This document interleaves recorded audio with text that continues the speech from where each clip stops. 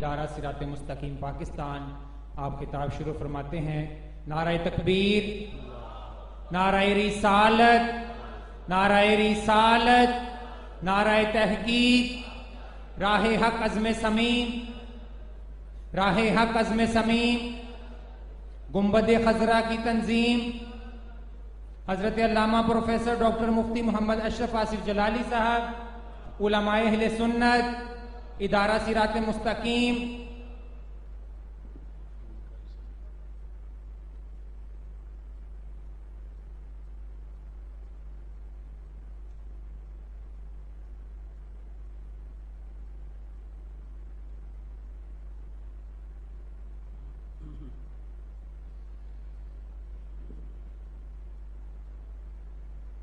بسم اللہ الرحمن الرحیم۔ رب اشرح لی صدری ویسر لی امری واحلل عقدۃ من لسانی یفقہوا قولی۔ الحمد للہ وحدہ والصلاة والسلام علی من لا نبی بعدہ وعلی آلہ واصحابہ الذین اوفوا عہدہ۔ اما بعد فاعوذ باللہ من الشیطان الرجیم۔ بسم اللہ الرحمن الرحیم۔ خلقہ فقدرہ ثم السبیل یسرہ ثم اماتہ فاقبرہ۔ صدق اللہ العظیم وصدق رسولہ النبی الکریم الامین۔ ان اللہ وملائکتہ یصلون علی النبی یا ایہا الذین آمنوا صلوا علیہ وسلموا تسلیما۔ الصلاۃ والسلام علیک یا سیدی یا رسول اللہ وعلی آلک واصحابک یا حبیب اللہ۔ محبت سے درود و سلام کا نذرانہ پیش کریں۔ الصلاۃ والسلام علیک یا سیدی یا رسول اللہ وعلی آلک واصحابک یا حبیب اللہ۔ مولایا صلی وسلم دائما ابدا علی حبیبک خیر الخلق کلہم، منزہ عن شریک فی محاسنہ فجوہر الحسن فیہ غیر منقاسم۔ محمد تاج رسل اللہ قاطبۃ، محمد صادق الاقوال والکلم، محمد ذکرہ روح لانفسنا، محمد شکرہ فرد علی الامم۔ رب صلی وسلم دائما ابدا علی حبیبک خیر الخلق کلہم۔ اللہ تبارک و تعالی جل جلالہ وعم نوالہ واتم برہانہ وعظم شانہ وجل ذکرہ وعز اسمہ کی حمد و ثنا، اور حضور سرور کائنات، مفخر موجودات، زینت بزم کائنات، دستگیر جہاں، غم گسار زماں، سید سروراں، حامی بے کساں، قائد المرسلین، خاتم النبیین، احمد مجتبیٰ جناب محمد مصطفیٰ صلی اللہ علیہ وآلہ واصحابہ وبارک وسلم کے دربار گوہر بار میں ہدیہ درود السلام عرض کرنے کے بعد، وارثان منبر و محراب، ارباب فکر و دانش، نہایت ہی معزز و محتشم حضرات و خواتین، رب ذوالجلال کے فضل اور توفیق سے ماہ رمضان المبارک کے نور بھرے لمحات میں گوجرانوالا کی سرزمین پر 17ویں سالانہ فہم دین کورس میں آج ہماری گفتگو کا موضوع ہے قبر اور بت میں فرق۔ میری دعا ہے خالق کائنات جل جلالہ ہم سب کو قرآن و سنت کا فہم عطا فرمائے، اور قرآن و سنت کے ابلاغ و تبلیغ اور اس پر عمل کرنے کی توفیق عطا فرمائے۔ رب ذوالجلال نے قرآن مجید برہان رشید میں قبر کو انسان کے لیے ایک انعام کے طور پر بیان کیا ہے۔ اور قبر سے نا امید لوگوں اور اصحاب قبور سے نا امید لوگوں کی رب ذوالجلال نے مذمت فرمائی۔ قرآن مجید برہان رشید میں سورہ عبس کے اندر آیت نمبر 19، 20، 21 میں خالق کائنات جل جلالہ نے انسان پر جو اس کے انعامات ہیں ان کا ذکر کرتے ہوئے فرمایا، خلقہ، اللہ نے انسان کو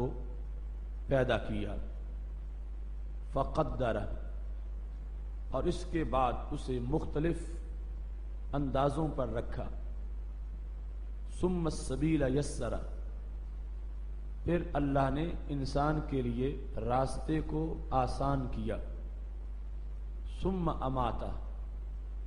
پھر اللہ نے اس کو موت دی، فاقبرہ، اور اللہ نے انسان کو قبر میں رکھوایا۔ یہ انسان کی پوری زندگی کا خلاصہ اس میں بیان کیا گیا، خلقہ، فقدرہ، ثم السبیل یسرہ۔ رستے کی آسانی سے مراد جس وقت شکم مادر میں انسان کی اعضاء کی تخلیق مکمل ہو گئی اور ایک وقت گزر گیا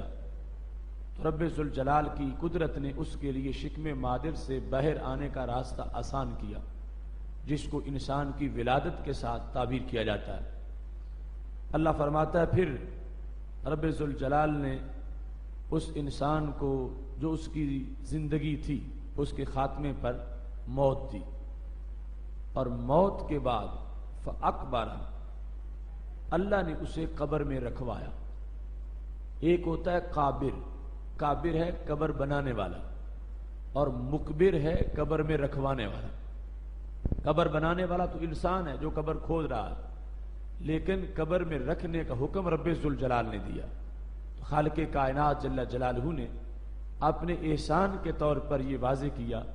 کہ انسان کو میں نے مومن کو عظمتوں سے مالا مال کیا۔ حیوان مر جاتا ہے اس کے لیے کوئی قبر نہیں، اس کے لیے کوئی اعزاز نہیں، لیکن انسان کے لیے رب ذوالجلال نے یہ اعزاز رکھا ہے کہ اس کے بدن کو محفوظ کر کے خالق کائنات جل جلالہ نے اس سفر میں بھی اور اختتام کے لحاظ سے بھی انسان میں اور حیوانوں میں جو فرق ہے وہ واضح کیا کہ اس کا بدن محفوظ رہے، اس کے بدن کو جانور نہ نوچیں، اور اس کا بدن عزت و تکریم کے ساتھ اپنا سفر آخرت مکمل کرے۔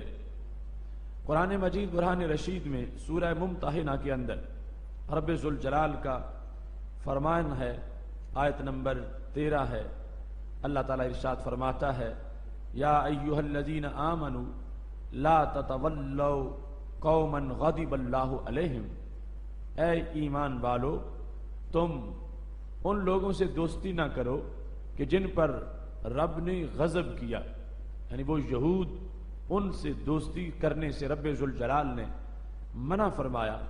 قد یائسوا من الآخرہ، یہ لوگ آخرت سے نا امید ہیں، ان سے دوستی نہ کرو، یہ آخرت سے نا امید ہیں۔ کیسے؟ کما یائس الکفار من اصحاب القبور، جس طرح کفار قبروں والوں سے نا امید ہو گئے ہیں، ایسے ہی یہ لوگ بھی آخرت سے نا امید ہو چکے ہیں۔ تو خالق کائنات جل جلالہ نے قبور سے نا امید لوگوں کی مذمت کی، اور رب ذوالجلال نے اپنے انعام کے طور پر انسان کے لیے قبر کا تذکرہ فرمایا۔ قبر اور انسان کا آپس میں بڑا گہرا تعلق ہوتا ہے، یہاں تک کہ سید عالم نور مجسم شفیع معظم صلی اللہ علیہ وسلم سے سیدنا ابو ہریرہ رضی اللہ تعالیٰ عنہ روایت کرتے ہیں کہ ہمارے محبوب علیہ الصلوۃ والسلام نے ارشاد فرمایا ہے، ما من مولود الا وقد ذر علیہ من تراب حفرتہ، کہ جب انسان کی تخلیق ہوتی ہے، دوسرے مقام پر تفصیل سے موجود ہے، انسان شکم مادر کے اندر جب پہلے پانی کی شکل میں ہے، پھر خون کی شکل میں ہے، پھر بوٹی کی شکل میں ہے، اس طرح 40 دن انسان پہ گزرتے ہیں۔ جب 40 میں مکمل ہو جاتے ہیں اور شکم مادر میں انسان کا جو بھی حیثیت ہے اس پر 120 دن گزر جاتے ہیں، اس وقت پھر رب ذوالجلال کو فرشتے کو بھیجتا ہے، فرشتہ جا کر اس میں روح پھونکتا ہے اور اس کی زندگی، اس کا رزق، یا وہ شقی ہے یا سعید ہے، اس طرح کے فیصلے اس کے بارے میں کر دیے جاتے ہیں۔ اس موقع پر سید عالم نور مجسم شفیع معظم صلی اللہ علیہ وسلم کے فرمان میں جو حدیث مصنف عبد الرزاق میں موجود ہے 6532 نمبر حدیث، اور حلیہ میں ابو نعیم نے جس کو 28,012 نمبر پہ ذکر کیا، اس حدیث کے اندر ہمارے نبی علیہ الصلوۃ والسلام فرماتے ہیں جو بھی بچہ دنیا میں آتا ہے، جب اس کی تخلیق ہونے لگتی ہے تو اس کا وہ مٹیریل جو آغاز میں جس پر تقریباً 120 دن گزر چکے ہیں، رب ذوالجلال اس کو اس کی قبر کی مٹی کے ساتھ گونتا، بعد از وصال جس جگہ اس نے فوت ہو کے دفن ہونا ہے وہ مٹی شکم مادر میں اس کے مٹیریل میں شامل کی جاتی ہے جس سے انسان کو تخلیق کیا جانا ہے۔ اس واسطے قبر کا اور انسان کا بڑا بنیادی تعلق ہے۔ قبر کی مٹی انسان کے خمیر میں داخل ہے، قبر کی مٹی جہاں کسی نے بعد از وصال دفن ہونا ہے وہ مٹی انسان کی جو بنیادی مواد ہے بنیادی اس کے اندر اس کو شامل کیا جاتا ہے۔ حضرت عبداللہ بن مسعود رضی اللہ تعالی عنہ ارشاد فرماتے ہیں یاخذ التراب الذی یدفن فی بقعتہ ویعجن به نطفته، کہ فرشتہ قبر والی جگہ سے مٹی اٹھاتا ہے اور شکم مادر میں نطفہ کے اندر اس مٹی کو گوندھ دیا جاتا ہے۔ اس طرح انسان کی قبر کا انسان سے بڑا ہی قریب کا تعلق ہے، اور اس کے تقدس کا آپ اندازہ اس بات سے لگا سکتے ہیں کہ انسان کا خمیر جس سے بنتا ہے اور انسان جس سے مارز وجود میں آتا ہے وہ بنیادی اجزاء جو ہیں ان کے اندر رب ذوالجلال نے جہاں ایک حصہ انسان کے باپ کا، ایک حصہ انسان کی ماں کا رکھا ہے، وہاں ایک حصہ مٹی جو قبر کی ہے اس کا بھی رکھا۔ وہ مٹی اس خاص مادہ کے ساتھ اس کو گوندا جاتا ہے اور اس طرح پھر انسان کی تخلیق ہوتی ہے۔ تو قبر کے لحاظ سے احترام، عزت و توقیر یہ انسانی خمیر کی عزت و تکریم ہے، اور قبر کی بے حرمتی یہ انسان کے اصل کی بے حرمتی ہے۔ قبر کے ساتھ جو انسان کا تعلق ہے، سید عالم نور مجسم شفیع معظم صلی اللہ علیہ وسلم اسی بنیاد پر ارشاد فرماتے ہیں کہ جب بعد از وصال انسان قبر میں جاتا ہے تو قبر اس سے گفتگو کرتی ہے۔ اگر وہ برا انسان ہے تو قبر کہتی ہے کہ تو جب زمین پہ چلتا تھا مجھے اس وقت بھی تو پسند نہیں تھا، پتا چلا کہ مٹی وہ قبر کی پتہ نہیں کس جگہ پہ ہے اور انسان کہاں چل رہا ہے، لیکن اس مٹی کے ساتھ اس کا تعلق ہے، اور وہ مٹی اتنا ادراک رکھتی ہے کہ جو مجھ سے بننے والا انسان تھا اس کے کرتوت کیا ہے، وہ کیا کر رہا ہے۔ تو کہتی ہے مجھے تو اس وقت پسند نہیں تھا، اب تو فوت ہو کے میرے اندر آ گیا، اب میں تیرا دیکھ کیا حشر کرتی ہوں۔ اور دوسری طرف اگر انسان نیک ہے تو اس کی قبر کی مٹی بعد از تدفین اس سے خطاب کرتی ہے کہ تو جب دنیا میں چلتا پھرتا تھا اس وقت بھی مجھے بڑا پسند تھا، کہیں کسی شہر میں تو چل کے نماز جمعہ کے لیے جاتا تھا، تو مسجد کے لیے جاتا تھا، نماز کے لیے، تو تبلیغ کے لیے دین پڑھانے کے لیے جاتا تھا، اس وقت بھی میں تو اس سے پیار کرتی تھی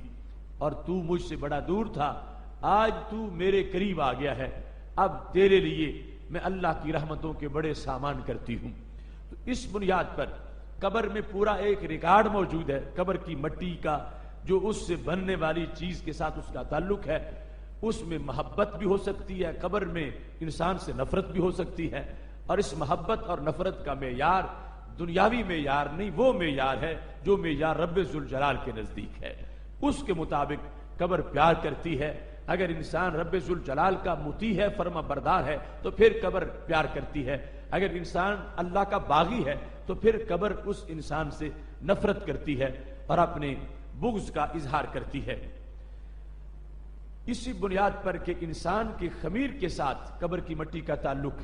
کچھ مفسرین نے فلا اقسم بمواقع النجوم، اس کی تفسیر کرتے ہوئے کہا کہ رب ذوالجلال نے جو قسم اٹھائی ہے ستاروں کے غروب ہونے کی جگہ کی، تو اس سے مراد یہ جو ظاہری چمکنے والے ستارے ہیں یہ نہیں، اس سے مراد وہ مقدس نفوس ہیں، انسان ہیں، جہاں وہ بعد از وصال دفن ہوتے ہیں۔ رب ذوالجلال نے اس جگہ کو ستاروں کے غروب ہونے کی جگہ قرار دیا ہے کہ جہاں ستارے جا کے ڈوب جاتے ہیں، ستارے زمین کے اندر مستور ہو جاتے ہیں، چھپ جاتے ہیں۔ قرآن مجید برہان رشید کے اندر اس طرح اس کو مواقع نجوم کے ساتھ تعبیر کیا گیا۔ یہی وجہ ہے کہ اقبال جس وقت حضرت مجدد الفسانی کی دہلیز پہ سرہند شریف میں پہنچے تو کہنے لگے اس خاک کے ذروں سے ہیں شرمندہ ستارے، جس خاک میں پوشیدہ ہے وہ صاحب اسرار۔ حاضر ہوا میں شیخ مجدد کی لحد پر، وہ خاک جو زیر فلک ہے مطلع انوار، ہے مٹی مگر اقبال کہنے لگے ستاروں سے زیادہ روشن ہے، اس واسطے کہ اس میں اللہ کے عظیم ولی کو قرار ملا ہے، یہ ان کی آخری آرام گاہ ہے، اس واسطے اس مٹی میں اور عام مٹی میں فرق ہے۔ اس مٹی کے سامنے ستارے بھی شرمندہ ہیں کہ ان کی روشنی اس کے سامنے ماند پڑ گئی ہے، اور اس مٹی کی روشنی ان ستاروں سے زیادہ ہے۔ قرآن مجید برہان رشید کی توضیحات اور سید عالم نور مجسم شفیع معظم صلی اللہ علیہ وسلم کے فرمان مقدس کی تشریحات کی روشنی میں ہم نے یہ دیکھنا ہے کہ قبر میں اور بت میں فرق کیا ہے۔ قبر کی اس واسطے میں نے شروع سے جو حقیقت ہے اس کو بیان کرنا شروع کیا تاکہ آج ایک گمراہ طبقہ جو قبر کو بتوں کے مساوی قرار دے رہا ہے اور پھر قبروں کو انہوں نے باعث نفرت بنا دیا، وہ مقدس شخصیات کی قبریں حجاز مقدس میں انہوں نے ان کو نشان نفرت بنایا ہوا ہے، جوتے پہن کے اوپر چلتے ہیں، کوڑا کٹکر وہاں پہ ڈال دیتے ہیں اور اپنی زبانوں سے بھی ان کی توہین کرتے ہیں، جبکہ شریعت مطہرہ میں قبر انسانی تقدس کے انداز میں اتنا بڑا مقام رکھتی ہے کہ اس کی مٹی انسان کے خمیر میں شامل ہے، اور جس وقت انسان کی روح نکلتی ہے اور اس نے قبر کی طرف جانا ہوتا ہے، اس کی جو حیثیات ہیں وہ بھی سید عالم نور مجسم شفیع معظم صلی اللہ علیہ وسلم نے بیان کی ہیں۔ اس سلسلہ میں صحیح بخاری شریف میں یہ حدیث شریف موجود ہے، سید عالم نور مجسم شفیع معظم صلی اللہ علیہ وسلم ارشاد فرماتے ہیں، حدیث نمبر 1316 ہے، ہمارے آقا صلی اللہ علیہ وسلم کا یہ فرمان بھی غیب کی خبروں پر مشتمل ہے، اگر سرکار نہ بتاتے تو کبھی ہمیں پتہ نہ چلتا، اور کوئی ذرائع ہمارے پاس قیامت تک کی ٹیکنالوجی سے ایسے نہیں کہ جس سے ہم معلوم کر سکیں کہ جب روح نکل گئی اب ہمارے سامنے جو چارپائی پہ لیٹا ہوا ہے اس کی احوال کیا ہے۔ ہم سمجھتے ہیں معاملہ ختم ہو گیا، ہم سمجھتے ہیں اس نے جو بولنا تھا بول لیا، جو سننا تھا سن لیا، اب یہ خاموش ہو گیا ہے اور اس کے بعد سارا سلسلہ ختم ہو گیا ہے۔ لیکن ہمارے نبی علیہ السلام نے واضح کیا کہ وہ اگرچہ چارپائی پہ لیٹا ہوا تمہیں آنکھوں سے نظر آ رہا ہے مگر برزخ کا پردہ پھر بھی تمہاری آنکھوں پہ پڑ چکا ہے، اس کے احوال تم محسوس نہیں کر رہے کہ وہ بولتا ہے اور کیا کہتا ہے، کیونکہ برزخ کا پردہ درمیان میں آ گیا، وہ قبر میں دفن ہونے سے شروع نہیں ہوگا، ابھی سے شروع ہو گیا، اور جب قبر میں تدفین ہو جائے گی پھر مزید مٹی کا پردہ بھی آ جائے گا، مگر عالم برزخ کا پردہ ابھی سے شروع ہو چکا ہے۔ کس انداز میں سید عالم نور مجسم شفیع معظم صلی اللہ علیہ وسلم سے حضرت ابو سعید خدری رضی اللہ تعالیٰ عنہ روایت کرتے ہیں، اذا وضعت الجنازہ فاحتملها الرجال علی اعناقہم، جس وقت میت کو چارپائی پہ لٹا دیا جاتا یعنی اس کو غسل دیا، کفن پہنایا اور چارپائی پہ اس کو لٹا دیا اور لوگوں نے اس کی چارپائی کو اٹھا لیا، فَإِن كَانَتْ صَالِحَةً قَالَتْ قَدِّمُونِ، اگر وہ میت نیک ہے تو اس کی ایک گفتگو ہوتی ہے، اگر بری ہے تو پھر بھی ایک گفتگو ہوتی ہے۔ اگر وہ میت نیک ہو تو وہ لوگوں سے جو چارپائی اٹھانے والے اور ساتھ ہیں وہ میت ان سے گفتگو کرتے ہوئے، یعنی یہ صحیح بخاری شریف میں ہمارے نبی علیہ السلام کے الفاظ موجود ہیں قالت قدمونی، وہ میت کہتی ہے مجھے جلدی لے چلو، مجھے آگے لے چلو، دیر نہ کرو، تاخیر نہ کرو، مجھے لے چلو، چونکہ اسے آگے جنت کی نعمتوں تک پہنچنا ہے، اسے آگے مقدس نفوس کی زیارت تک جانا ہے، اس کو شوق ہے کہ مجھے دیر نہ کریں، مجھے جلدی دفن کر دیں، یہ اس کی گفتگو ہے۔ اور اگر وہ برا انسان ہے تو وہ قالت لأہلہا، وہ میت اٹھانے والوں کو کہتی ہے یا ویلہا این یذہبون بہا، کہاں وہ لے کے مجھے جا رہے ہیں، اسے نظر آتا ہے کہ میرے لیے آگے عذاب ہے، وحشت ہے۔ اب اس میت کی بھی گفتگو ہے۔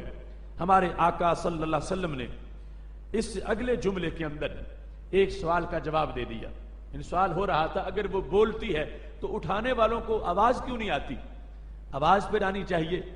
یعنی صحابہ کرام علیہم رضوان جو فوت شدگان ہیں ان کو لے کے چلتے ہیں، آواز نہیں آتی۔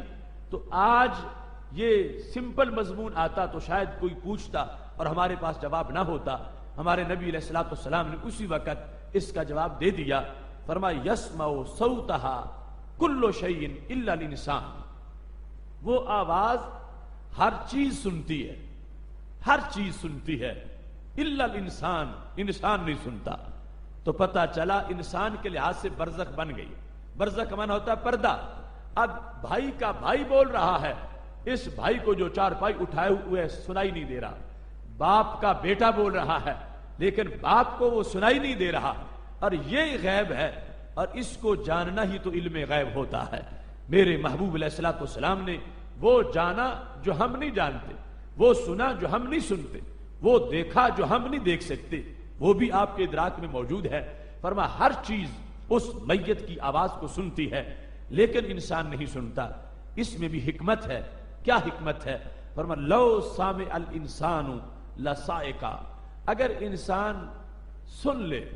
تو اس کے ہوش برقرار نہ رہ سکے، یہ بے ہوش ہو جائے،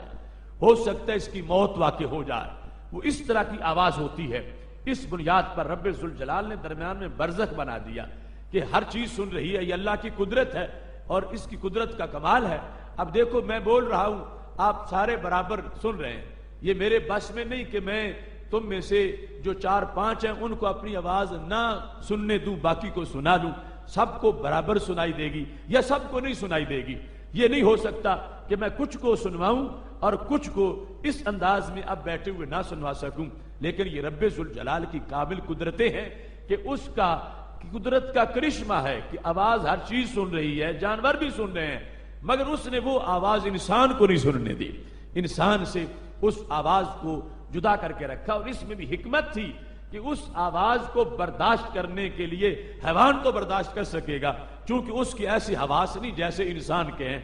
گدھا سن کے برداشت کر جائے گا مگر انسان سن کے برداشت نہیں کر سکے گا۔ اس کی انسانی حیثیت اور زیادہ حساس ہونے کی بنیاد پر اور نرم و نازک ہونے کی بنیاد پر یہ پھر نہیں سن کے برقرار نہیں رہ سکے گی زندگی، اس کی بھی موت واقع ہو جائے گی۔ تو اس بنیاد پر اس سے اس آواز کو روکا گیا۔ لیکن یہاں سے پتا چلا کہ انسان کی بدن سے روح نکل گئی، ابھی دفن بھی نہیں ہوا، چارپائی پہ لیٹا ہوا ہے، اس وقت بھی اس کی ایک آواز موجود ہے اور وہ آواز سننے والے سنتے ہیں۔ اور رب ذوالجلال نے انسان کے لحاظ اس آواز پر پردہ ڈال دیا ہے اور اس کو اس کی برزخی حیثیت سے متعلق کر دیا۔ اب جس وقت ایک انسان اس کی نماز جنازہ ہو جاتی ہے اور پھر وہ جگہ آ رہی ہے کہ جس کو قبر سے تعبیر کیا جائے گا، انسان کے لیے یہ سارے کا سارا جو سفر ہے اس میں عزتیں ہیں۔ اگر اس کا پیکر روح کے نکل جانے کے بعد بت کی حیثیت کا ہوتا، اس کے اٹھانے میں کوئی ثواب نہ ہوتا، اسے غسل دینے میں کوئی اجر نہ ہوتا، اسے کفن پہنانے میں کوئی شان نہ ملتی۔ اس واسطے کہ جو بتوں کی عزت کرے وہ تو ایمان کھو بیٹھتا ہے، لیکن جو مومن کے بدن کی عزت کر رہا ہے اس کو غسل دیا ہے، کفن پہنایا ہے، اس کو چارپائی پہ اٹھایا ہے۔ ہمارے آقا صلی اللہ علیہ وسلم نے ہر موقع پر اس کا اجر بیان کیا ہے، یہاں تک کہ فرمایا من غسل میتا فکتم علیہ غفر لہ 40 مرۃ، کہ جس نے کسی مومن کو غسل دیا اور پھر اس کی خفیہ باتیں چھپائیں. یعنی وہ غسل دے رہا تھا، ہو سکتا ہے جسم پر کوئی علامت ہو، کوئی نشان ہو جس وجہ سے اس بندے کے لیے لوگوں میں بات پھیلائی جائے تو اس کی توہین ہو سکتی ہے، کوئی ایسی طبی وجہ ہے، کوئی صورتحال ہے. اس نے غسل دیا ہے مگر اس کا راز فاش نہیں کیا. جیسا بدن تھا اس نے اپنے تک بات رکھی ہے. میرے نبی علیہ السلام فرماتے ہیں رب ذوالجلال اس انسان کو 40 مرتبہ بخشش عطا فرمائے گا. یعنی جس نے ایک پیکرے خاکی کو جس سے روح نکل گئی ہے اس کو غسل دیا ہے، اس غسل دینے والے کو 40 مرتبہ رب ذوالجلال بخشے گا. اب دیکھو اللہ کی ایک بخشش بڑی ہے لیکن 40 مرتبہ بخشش. اس سے پتا چلتا ہے کہ پیکرے خاکی مومن کا اس کی عزت کتنی ہے، اس کا ادب کتنا ہے. اللہ نے اس واسطے یہ رکھا ہے کہ میرے محبوب دنیا کو بتائیں اور لوگوں کو پتا چلے کہ جو فوت ہو جائے اس سے نفرت نہیں کرنی، اس سے بھاگ نہیں جانا، بلکہ اس کو غسل دیں گے تو گناہ غسل دینے والے کے جھڑ جائیں گے. اور اس میں یہ بھی بات بھی آ گئی کہ کچھ لوگ غسل کے معاملے میں چند خاص لوگ جو یہ کام کرتے ہیں ان کا انتظار کرتے ہیں. بیٹا باپ کو غسل نہیں دیتا، بھائی بھائی کو غسل نہیں دیتا اور سمجھتے ہیں کہ شاید کوئی یہ معیوب معاملہ ہے. تو شریعت مطہرہ میں بتایا گیا یہ معیوب معاملہ نہیں، یہ تو عظمت کا معاملہ ہے. غسل دینے والے کو کتنی عظمت ملے گی کہ رب ذوالجلال اس کو 40 مرتبہ بخشش عطا فرما دے گا. پھر جو اس کو کفن پہناتا ہے، ومن کفن میتا کساہ اللہ من سندس و استبرق، کہ جو میت کو غسل دینے کے بعد پھر کفن پہناتا ہے رب ذوالجلال قیامت کے دن اس کو جنتی سندس کا لباس عطا فرمائے گا. اس نے کفن دیا ایک انسان کو جو کہ فوت ہو چکا ہے، اور جب چارپائی پہ اس کو لٹایا گیا پھر اٹھایا گیا، ہمارے نبی علیہ الصلوۃ والسلام نے فرمایا جس نے چاروں پائے جو تھے چارپائی کے اس کے نیچے کندھا دیا اس نے میت کے سارے حق اتار دیے ہیں جو ظاہری حیات اس پر موجود تھے. اب اس کے بعد جس وقت اس کو ومن حفر لمیت قبرا، جس نے میت کے لیے قبر کھودی. اب یہ جس کا ہم نے فرق بیان کرنا ہے بت اور قبر کے لحاظ. میرے محبوب علیہ الصلوۃ والسلام فرماتے ہیں قبر کھودنا کسی کے لیے اور قبر میں اس کو دفن کرنا، اس سے قبر کھودنے والا جو ہے اس کو کیا اجر ملے گا. فرمایا من حفر لمیت قبرا فاجنہ فیہ اجر اللہ لہ من الاجر کاجر مسکن اسکنہ الی یوم القیامہ. اس کو اتنا اجر ملے گا کہ جس طرح آج کوئی انسان آج سے لے کر، یہ نبی علیہ السلام اپنی ظاہری حیات کے زمانے سے بات کر رہے ہیں، آج سے لے کر قیامت تک کے لیے کوئی بندہ اگر کسی کو رہائشی مکان دے دے رہائش دے کا کہ میں تجھے اپنا مکان دیتا ہوں تو صدیوں تک اس مکان میں موجود رہے. اب کتنی صدیاں بنے گی قیامت تک، اور کتنا بڑا اس بندے کا کام ہے جو اتنی صدیوں کے لیے اپنا مکان کسی کو دے رہا ہے. تو میرے محبوب علیہ السلام ارشاد فرماتے ہیں جس نے کسی کو قبر دی، قبر میں دفن کیا، اس کے لیے قبر تیار کی، محبوب علیہ السلام فرماتے ہیں یوں ہے جیسے اس نے آج سے لے کر قیامت تک کے لیے ایک کوٹھی اپنی طرف سے کسی کو رہائش کے لیے دے دی ہے. یہ ہے قبر، اس کا معاملہ، اس میں جانے والے کی عزت، اس کا ادب، اس کا احترام. اگر یوں ہوتا کہ روح نکلتے ہی انسان بت بن گیا ہے اور اس کی حیثیت بتوں جیسی ہو گئی ہے اور اس سے بتوں جیسی نفرت کرنی چاہیے، تو ہرگز اتنے مرتبے بیان نہ کیے جاتے، ہرگز اتنے طریقے ادب کے بیان نہیں کیے جاتے. جب کوئی تیز چلا ہے تو شریعت نے کہا ہے کہ اس کو دھچکے نہیں لگنے چاہیے، آرام سے آہستہ آہستہ چلو. اور یہاں تک کہ سید عالم نور مجسم شفیع معظم صلی اللہ علیہ وسلم سے حضرت ثوبان رضی اللہ تعالی عنہ روایت کرتے ہیں، مشکات میں حدیث شریف موجود ہے، کہتے ہیں خرجنا مع النبی صلی اللہ علیہ وسلم فی جنازۃ، ہم نبی علیہ السلام کے ہمراہ ایک جنازہ کے لیے نکلے. فرآ ناسا رکبانا، تو چارپائی پہ جنازہ جا رہا تھا، لوگ ساتھ ساتھ موجود تھے. جس طرح کے آگے چارپائی ہوتی ہے پورا جلوس لوگوں کا ساتھ ہوتا ہے. تو ہمارے نبی علیہ الصلوۃ والسلام نے اس حالت میں کچھ لوگوں کو دیکھا وہ اپنی سواریوں پہ سوار ہے، اونٹ پہ تھے، گھوڑے پہ تھے، جو صورتحال بھی تھی. جب آپ نے دیکھا تو اتنا غصہ آ گیا. فقال الا تستحیون، فرمایا تمہیں حیا نہیں آتی، الا تستحیون، تمہیں حیا نہیں آتی ان ملائکۃ اللہ علی اقدامہم وانتم علی ظہور الدواب، پر اللہ کے فرشتے تو پیدل چل رہے ہیں اور تم سواریوں پہ بیٹھے ہوئے ہو۔ جب فرشتے اس میت کے ادب کے لیے کہ اس کا جنازہ جا رہا ہے مومن کا، فرشتے قدموں پہ چل رہے ہیں،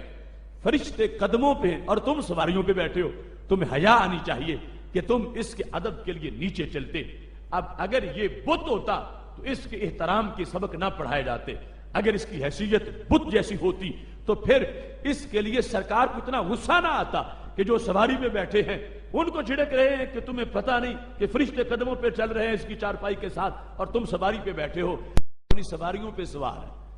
اونٹ پہ تھے، گھوڑے پہ تھے، جو صورتحال بھی تھی۔ جب آپ نے دیکھا تو اتنا غصہ آ گیا، فقال الا تستحیون، فرمایا تمہیں حیا نہیں آتی، الا تستحیون، تمہیں حیا نہیں آتی، ان ملائکۃ اللہ علی اقدامہم وانتم علی ظہور الدواب،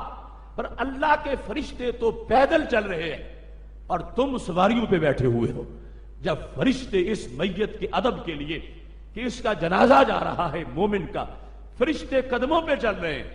فرشتے قدموں پہ اور تم سواریوں پہ بیٹھے ہو، تمہیں حیا آنی چاہیے کہ تم اس کے ادب کے لیے نیچے چلتے۔ اب اگر یہ بت ہوتا تو اس کے احترام کے سبق نہ پڑھائے جاتے، اگر اس کی حیثیت بت جیسی ہوتی تو پھر اس کے لیے سرکار کو اتنا غصہ نہ آتا کہ جو سواری پہ بیٹھے ہیں ان کو جھڑک رہے ہیں کہ تمہیں پتہ نہیں کہ فرشتے قدموں پہ چل رہے ہیں اس کی چارپائی کے ساتھ اور تم سواری پہ بیٹھے ہو، لہذا ادب و احترام کے لیے تم بھی نیچے اتر جاؤ۔ اب جس کی بنیاد پہ قبر نے قبر بننا ہے، اگر پیکر انسانی نہیں جائے گا تو قبر قبر نہیں کہلائے گی، وہ گڑھا اس کو قبر کا نام اور پھر ریاض الجنہ کا نام تب ملے گا جس وقت اس میں حضرت انسان جلوہ گر ہو جائے گا۔ تو اصل معاملہ اس پیکر کا ہے، اور اس پیکر کی عظمت روح کے نکل جانے کے بعد بھی اتنی ہے، ہر لحاظ سے میرے نبی علیہ السلام نے فرما دیا کسر عظم المیت کا کسر عظم الحی، مردہ کی ہڈی کو توڑنا اتنا ہی بڑا جرم ہے جتنا زندہ کی ہڈی کو توڑنا جرم ہے۔ اب انسان ظاہری حیات میں ہو تو اس کا ایک یہ بھی تقدس ہے کہ اس کے بدن کو کوئی کچھ نہ کہے، اس کی ہڈی کوئی نہ توڑے۔ تو میرے نبی علیہ السلام نے فرمایا بعد از وصال، چونکہ میت کو تکلیف ہوتی ہے اگر اس کی بھی حرمتی کی جائے تو اس کی ہڈی کو توڑنا شریعت مطہرہ میں اتنا بڑا جرم ہے جتنا کہ زندہ انسان کی ہڈی کو توڑنا جرم ہے۔ اس بنیاد پر یہ ہے وہ حقوق جو امریکہ، اسرائیل اور برطانیہ نے جن کی خوشبو بھی نہیں سونگی، اور آج سے صدیوں پہلے ہمارے نبی علیہ السلام نے ایک فوت شدہ انسان کے بھی مکمل حقوق کا بیان فرمایا ہے، اور عظمت انسان واضح کی ہے کہ اگر انسان کو عظمت مل سکتی ہے تو اس کو کلیسا کی فضا یا واشنگٹن کے ماحول سے نہیں مل سکتی، اگر ملتی ہے تو گنبد خضرا کی ہریالی سے ملتی ہے۔ اب یہاں پر سید عالم نور مجسم شفیع معظم صلی اللہ علیہ وسلم نے جو انسانی پیکر جس سے روح نکلی اس کا ادب احترام بیان کیا اور بدھ سے اس کی حیثیت کو جدا کیا۔ یہی پیکر انسانی اس جگہ رکھا گیا جہاں ہاتھ باندھ کے سینکڑوں ہزاروں لوگ کھڑے ہو گئے اس کی نماز ادا کرنے کے لیے، اس کا جنازہ پڑھنے کے لیے۔ اگر یہ بت ہوتا تو بت کی طرف نماز کی نیت کے علاوہ بھی ہاتھ باندھ کے کھڑا ہونا حرام ناجائز ہے، لیکن اس کے لیے سب نے ہاتھ باندھے، با جماعت اس کے سامنے سارے کھڑے ہو گئے۔ یہ اس کا ادب اور احترام تھا، اور اس کے لیے رب سے دعاؤں کے لیے انتظام تھا کہ سب نے با جماعت اس کو سامنے رکھ کے، حالانکہ رب ذوالجلال نے کتنے سخت احکام دیے ہیں، شرک کا جہاں شائبہ ہو ان باتوں کو بھی مٹایا ہے، لیکن اللہ تعالیٰ نے حکم دیا ہے کہ سامنے رکھ کے جنازہ پڑھنا۔ یہ نہ ہو کہ چارپائی سائیڈ پہ ہو اور تم کہو چونکہ شرک ہو جائے گا لہذا ہم نماز علیحدہ پڑھ لیتے ہیں، چارپائی سائیڈ پہ رکھ لیتے ہیں یا چارپائی پچھلی طرف رکھ لیتے ہیں تاکہ کہیں شرک نہ بن جائے۔ تو خالق کائنات جل جلالہ نے جو عظمت انسان اور بت اور مومن جو فوت ہو چکا ہے اس میں بھی جو فرق ہے اس کو واضح کرتے ہوئے فرمایا یہاں کسی طرح کا کوئی وام نہیں پڑے گا، میری ذات جو ہے اس کی توحید برقرار رہے گی۔ یہ اس کا ادب احترام ہے، حالت ایمان میں دنیا سے جا رہا ہے، لہذا تم اس کو سامنے رکھ کے دعائیں مانگو۔ یہ ادب ہوگا، احترام ہوگا، اس واسطے کہ بتوں کا معاملہ اور ہے اور بندوں کا معاملہ اور ہے۔ اب جس وقت تدفین ہو گئی اور قبر کو قبر کہا گیا، تو سید عالم نور مجسم شفیع معظم صلی اللہ علیہ وسلم نے اب اس مکان کی مزید عظمتیں واضح فرما دی. جس طرح کہ آپ نے کل کے پروگرام میں سنا کہ سید عالم نور مجسم شفیع معظم صلی اللہ علیہ وسلم نے مومن کی قبر کے لیے روضۃ من ریاض الجنہ کا لفظ بولا، جنت کے باغوں میں سے باغ. اب یہ جگہ جو پہلے عام تھی پھر باغ کیسے بنی؟ جب کوئی بھاگ والا یہاں پہ پہنچ گیا ہے. کتنا ہی وہ ہریالی والا علاقہ کیوں نہ ہو، کتنا ہی سرسبز و شاداب علاقہ کیوں نہ ہو، اس کو ریاض الجنہ نہیں کہا جائے گا. کب کہا جائے گا؟ جب اس میں کسی نیک کی قبر بن جائے گی. تو اب وہ ریاض الجنہ بن گیا. جہاں بت ہوتے ہیں وہاں نحوستیں ہوتی ہیں. بتوں کی جگہ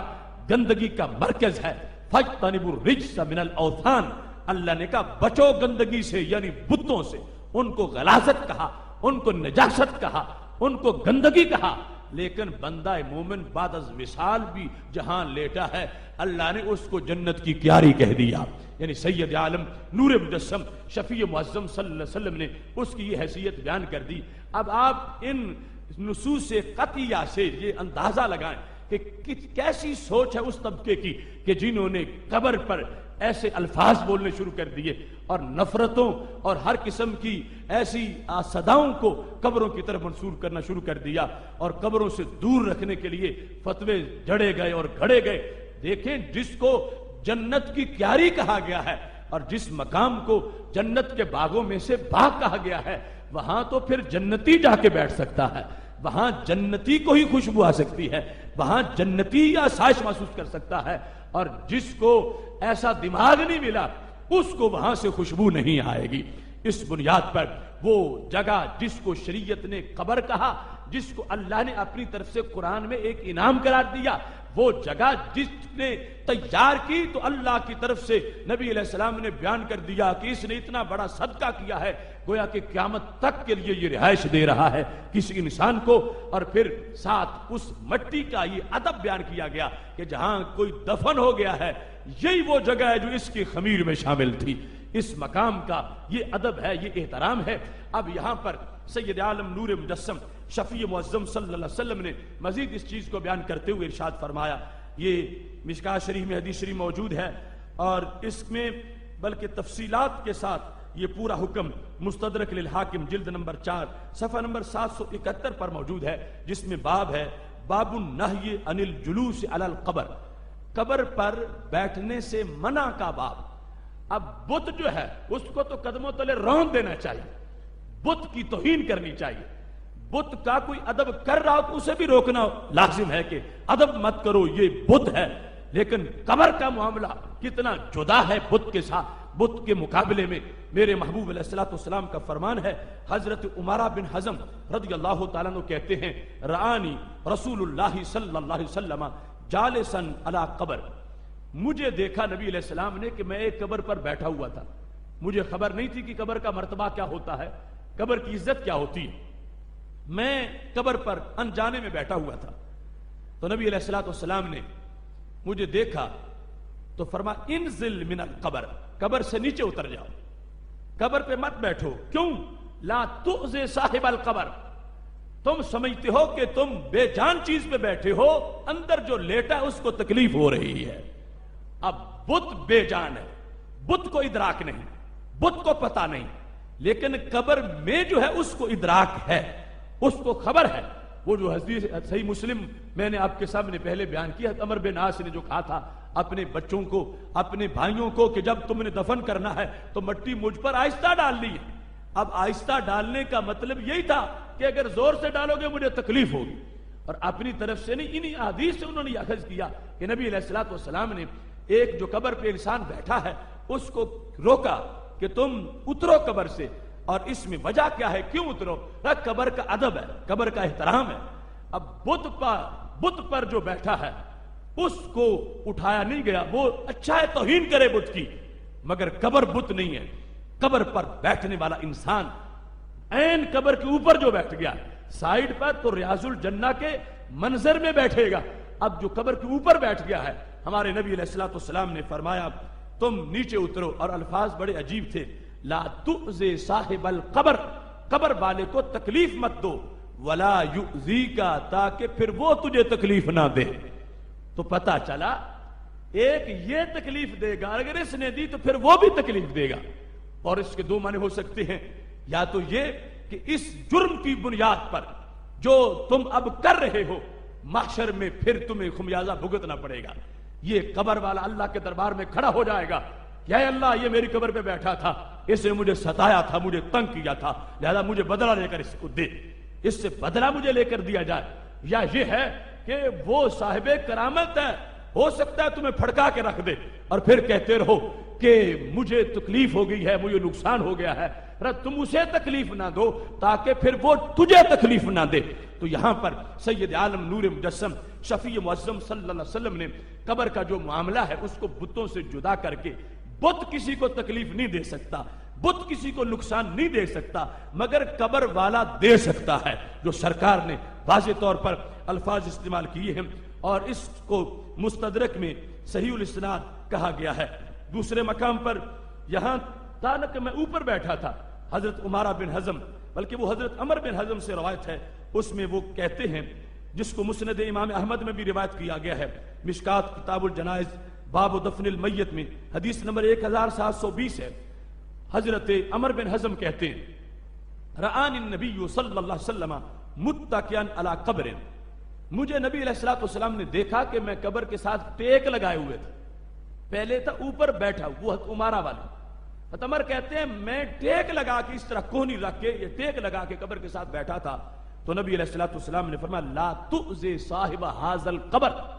اس قبر والے کو تکلیف مت دو، تمہارے یوں ٹیک لگانے سے تکلیف ہوتی ہے۔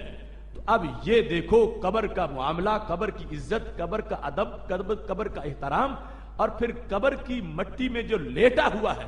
اس کا آرام، اس کے لیے اتنا اہتمام،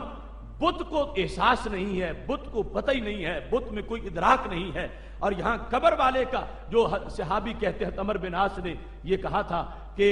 میرے بیٹو بھاگ نہیں جانا دفن کر کے، اقیم حول قبری، میری قبر کے گرد کھڑا ہو جانا ہے، جتنی دیر اونٹ کو ذبح کر کے کھال اتار کے گوشت بنانے میں لگتی ہے، تقسیم کرنے میں، اتنی دیر تم نے کھڑے رہنا ہے، فائدہ کیا ہوگا، حتی استأنس بکم، تمہیں دیکھ کے میرا قبر میں دل لگ جائے گا، وَأَعْلَمَ مَاذَا أُرَاجِعُ بِرُسُولِ رَبِّي، اور مجھے پتا چلے گا کہ میں نے منکر نکیر کو جواب کیا دینا ہے۔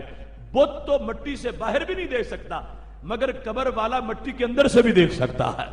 بت کا معاملہ اور ہے، قبر کا معاملہ اور ہے، آداب کتنے ہیں، تقاضے کتنے ہیں، شرائط کتنی ہیں، تقدس کتنا ہے۔ اور پھر اب ان جو احادیث میں نے آپ کے سامنے بیان کی، ان کی سمری کے طور پر آج کے ماحول میں انطباق کرو ان احادیث کا کہ کس حد تک قبروں کے دشمن آج شریعت کی خلاف ورزی کر رہے ہیں۔ جن لوگوں نے بلڈوزر چڑھا دیے قبروں پر، حشر کے دن انہیں حساب دینا پڑے گا۔ سیدہ طیبہ طاہرہ فاطمۃ الزہرا رضی اللہ تعالی عنہا کے مرکز پرنور پر جن لوگوں نے بلڈوزر چڑھائے، حضرت سیدنا امام حسن مجتبی رضی اللہ تعالی عنہ کی قبر منور پر جن لوگوں نے بلڈوزر چڑھا دیے، اور وہ جنت البقیع میں جو مقدس شخصیات کے سینکڑوں مزارات، ہزاروں قبور تھی، ان پر جنہوں نے ایسی مشینیں چڑھا دی اور سب کچھ مٹا کے پلین کیا، اس شریعت کو یہ بھی برداشت نہیں تھا کہ کوئی کونی رکھے قبر پہ۔ یہ شریعت کب اجازت دیتی ہے کہ ایسی مشینیں اور ہیوی مشینری قبروں پہ چڑھا دی جائے؟ اس بنیاد پر یہ لوگ شریعت مطہرہ کے لحاظ سے مجرم قرار پائیں گے کہ انہوں نے قبر کی حیثیت کو نہیں جانا، جو سند صحیح سے میرے نبی علیہ السلام سے ثابت ہے، جو جنت کا باغ ہے۔ اب جو خمیر میں مٹی شامل ہے وہ کتنی پاک مٹی ہے، حضرت فاطمہ رضی اللہ تعالی عنہ کے قبر کی مٹی، حضرت امام حسن رضی اللہ تعالی عنہ کی قبر کی مٹی، حضرت عثمان غنی رضی اللہ تعالی عنہ کی قبر کی مٹی، جو شریعت مطہرہ کی روشنی میں خمیر میں جس جگہ کی مٹی تھی وہی پھر قبر بنی، اس کی بے حرمتی اور توہین کتنا بڑا معاملہ ہے، جس کو آج لوگ توحید اور ثواب اور شریعت کے نام پر جو گستاخیاں کر رہے ہیں، ان کا شریعت مطہرہ کی تعلیمات کے ساتھ کسی طرح کا کوئی تعلق نہیں ہے۔ دوسری طرف یہاں جو احادیث بیان کی گئی، ان سے یہ بات بھی سمجھ آئے کہ آج وہ لوگ اولیاء کے خلاف تقریریں کرتے ہوئے کہتے ہیں دیکھو تمہارے سامنے ایک بندہ فوت ہو گیا، قمیض اس کی تم نے اتاری، غسل اس کو تم نے دیا، کفن تم نے پہنایا، اٹھا کے تم لے گئے، قبر میں وہ خود نہیں جا سکا، تو قبر میں جب پہنچ گیا تم اس سے مدد مانگنا شروع ہو گئے۔ یہ کیسے ہو سکتا ہے؟ جو قبر میں خود اتر نہیں سکا، جو اپنی قمیص اتار نہیں سکا، وہ تمہاری مدد کیسے کر سکے گا؟ اور اس کے اندر کوئی ایسی حیثیت آ کیسے سکتی ہے؟ یہ ان کی آخری چھلانگ ہے، ان کی دلیل کی آخری حد ہے، جہاں سے وہ سمجھتے ہیں کہ آگے کوئی حد نہیں ہے۔ لیکن ان احمقوں کو یہ پتہ نہیں ہے کہ وہ برزخ کو دنیا پر قیاس کر رہے ہیں، اور برزخ کے معاملات کو دنیا پر قیاس کرنے والا سوائے احمقوں کے کوئی نہیں ہو سکتا۔ برزخ کا معاملہ اور ہے، دنیا کا معاملہ اور ہے، برزخ کو دنیا پر قیاس نہیں کیا جا سکتا۔ اگر ان کی بات مان لی جائے تو پھر تو یہ جو حدیث میں نے ابھی بخاری شریف سے پیش کی کہ قبر وہ بولتا ہے چارپائی پہ، بولتا ہے مجھے جلدی لے چکو، نیک انسان بولتا ہے۔ تو اب ان کے بقول تو جب روح نکل گئی، پھر جس وقت آنکھ کھول نہیں سکتا اور زبان ہلا نہیں سکتا تو بول کیسے سکتا؟ ان کی شریعت کہہ رہی تھی کہ اب بولنے کا سلسلہ ختم ہو گیا، لیکن میرے محبوب حضرت محمد مصطفیٰ صلی اللہ علیہ وسلم کی شریعت کہہ رہی ہے کہ وہ بول رہا ہے، آواز نکلتی ہے، آواز سنائی دیتی ہے۔ اور پھر یہاں تک سید عالم نور مجسم شفیع معظم صلی اللہ علیہ وسلم نے جو حدیث تلقین میں فرمایا ہے کہ تم کہو جو کتاب الروح میں دیگر کتابوں میں موجود ہے، یا فلان ابن فلانہ تا، میت کو آواز دو، اس کی امی کا نام لے کر اسے بلاؤ، وہ سنے گا، وہ جواب دے گا۔ تم جو کہو گے اس کو میت کو قبر میں منکر نکیر کا جواب دینے میں آسانی پیدا ہو جائے گی۔ اب اگر ان لوگوں کی بات مان لی جائے جو ان لوگوں نے اولیاء کے بغض میں تقریریں کی ہیں، ان کے مطابق تو اب نہ کوئی سن سکتا ہے، نہ بول سکتا ہے، نہ فرشتے پوچھ سکتے ہیں، نہ پھر وہ جواب دے سکتا ہے۔ اگر اس کے اندر برزخ میں جا کر یہ حیثیت ماننی ہے، اور ماننا حدیث سے لازم ہے، قرآن و سنت سے لازم ہے، تو پھر جو بول سکتا ہے وہ بول کے مدد بھی کر سکتا ہے۔ جو وہاں کے امور کے مطابق اٹھ کے بیٹھ جاتا ہے، جس میں بعد از وصال قبر میں بیٹھنے کی طاقت آ رہی ہے، ابھی تمہارے سامنے چارپائی پہ لیٹا ہوا تھا، وہی بیٹھ گیا ہے، تو پتہ چلا برزخ کے معاملے اور ہیں اور دنیا کے معاملے اور ہیں۔ ان میں دنیا میں جو تمہاری آنکھوں پر پردہ آ گیا، تم کہتے ہو اپنی قمیص نہیں اتار سکا، قمیص ہم نے پھاڑ کے اتاری، غسل ہم نے دیا، تو یہ تو شریعت نے ڈیوٹی اس جہان والوں کو شرف کے طور پر دی تھی، ورنہ سب کچھ خود ہی ہو سکتا تھا۔ اور وہاں جو حقیقت ہے وہ شریعت نے واضح کر دی کہ روح اگرچہ نکل گئی مگر روح کا بدن کے ساتھ تعلق ہوتا ہے، جس کی وجہ سے سوال بھی ہوتا ہے، وہ سمجھتا بھی ہے۔ اگر پوری روح نہ ہو تو پھر تو امتحان ہی بوگس ہو جائے کہ پوچھا جا رہا ہے، اور جس سے پوچھنا ہے اس میں کچھ زندگی ہے، حافظہ ٹھیک ہی نہیں، تو وہ تو قیامت کے دن عذر پیش کر سکے گا کہ اے اللہ اگر میرے حواس ٹھیک ہوتے میں جواب صحیح دیتا، کیونکہ حواس ہی ٹھیک نہیں تھے اس واسطے میں نے جواب غلط دیے، تو اللہ کسی کا عذر نہیں رہنے دے گا۔ اس واسطے قبر میں صرف حواس ٹھیک ہی نہیں ہوتے، پہلے سے کہیں زیادہ تیز ہو جاتے ہیں، جو بخاری شریف میں ہے انہو لیسمع قرع نعالہم، اور تو اور رہا قبر والا باہر والوں کے قدموں کی آہٹ بھی سن رہا ہوتا ہے۔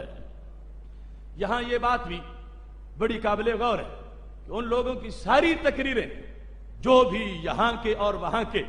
اس بغض میں کرتے ہیں، اور یہاں پر کہ دیکھو آنکھیں پتھرا گئی، آنکھیں بند ہو گئی، آنکھیں تم نے ہاتھوں سے بند کی، تم نے قبر میں اتارا، پھر انہی کو سمجھتے ہو کہ وہ کچھ کر سکتے ہیں، تو یہ شریعت پر عدم اعتماد ہے۔ ہمارے آقا صلی اللہ علیہ وسلم نے جو ان کی طاقتیں بیان کی ہیں وہ دنیا سے کہیں زیادہ ہیں۔ اب دیکھو اس وقت دنیا میں آپ کے سامنے جب عربی کی عبارت پڑھتا ہوں تو آپ محتاج ہیں کہ میں ترجمہ کروں، جو عربی نہیں جانتے ان کو ترجمے کی ضرورت ہے، لیکن یہ ساری